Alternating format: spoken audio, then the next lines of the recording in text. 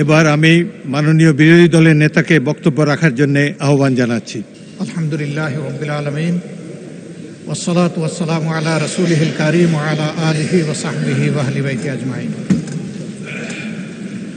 মাননীয় স্পিকার, আমাকে সুযোগ করে দেওয়ার জন্য আপনাকে অসংখ্য ধন্যবাদ। আমি সর্বপ্রথম মহান আল্লাহ তাআলার শুকরিয়া আদায় করছি। আপনাকে ধন্যবাদ জ্ঞাপন করার পাশাপাশি সারা দেশবাসী এবং বিশেষ করে আমার নির্বাচনী এলাকার সম্মানিত জনগণকে ধন্যবাদ এবং কৃতজ্ঞতা জ্ঞাপন করছি। তারাই আমাকে এবং আমাদেরকে এখানে কথা বলার সুযোগ করে দিয়েছেন তাদের মূল্যবান ভোটের মাধ্যমে।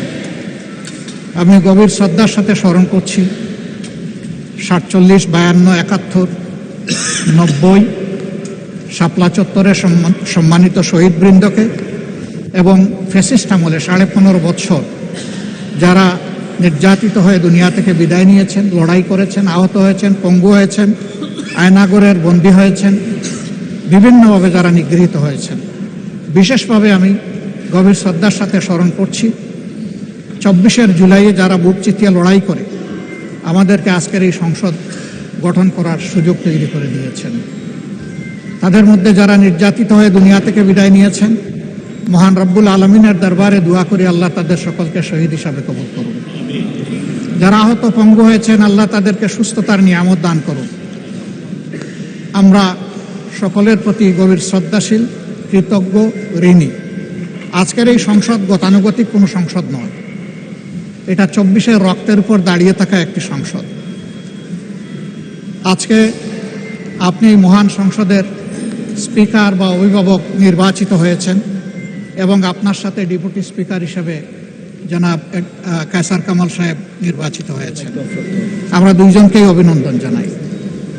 মাননীয় স্পিকার, বাংলাদেশের স্বাধীনতার পরপর 55টি বৎসর আমরা অতিক্রম করে এসেছি। এই দেশের সংসদ এবং সংসদীয় রাজনীতি সত্যিকার অর্থে খুব কম সময়ে কার্যকর ছিল। অল্প যেটুকু সময় ছিল জনগণ তার সুবিধা পেয়েছে। বেশিরভাগ সময় ফ্যাসিজমের কবলে পড়ে এই সংসদ ছিল অনেকটা দামি সংসদ, অকার্যকর।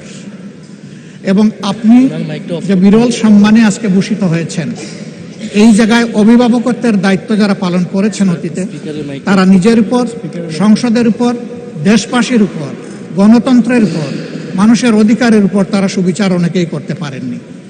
আমরা আশা করি আপনার এই অভিভাবকত্বের জায়গা থেকে, আপনি যদি একটা দল থেকে নির্বাচিত হয়ে সংসদে এসেছেন, কিন্তু ইতিমধ্যেই আপনি ঘোষণা দিয়েছেন যে আপনি জাতীয়তাবাদী দলের স্থায়ী কমিটির সদস্য পদ থেকে পদত্যাগ করেছেন। এখন আপনি সকলের, আমরা মনে করি আপনার কাছে সরকারি দল এবং বিরোধী দল আলাদা কিছু হবে না। আপনার কাছে আমরা সুবিচার পাব, জাতির কল্যাণে যে কথাগুলো বলতে চাইব সেই কথাগুলো বলার সুযোগ আপনার কাছ থেকে পাব। আপনার নেতৃত্বে এটি একটি গতিশীল সংসদ হবে, এটা আমরা আশা করতে চাই। আমরা আশা করতে চাই অতীতে যে মন্দ নজির সৃষ্টি হয়েছে বিভিন্ন সময়, এটি নতুন করে আর হবে না। আজকের এই সংসদে অনেক তরুণ সদস্য এখানে আজকে এসেছেন।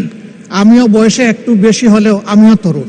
আমার জীবনে এটা প্রথমে এই সংসদে ঢোকা, সুতরাং আমিও তরুণদের একজন। সেই তরুণরা যারা এখানে প্রাজ্ঞ আছেন, অতীতে যারা এই মহান সংসদের সদস্য বারবার নির্বাচিত হয়েছেন, তাদের কাছ থেকে আমরা ভালো কিছু শিখব।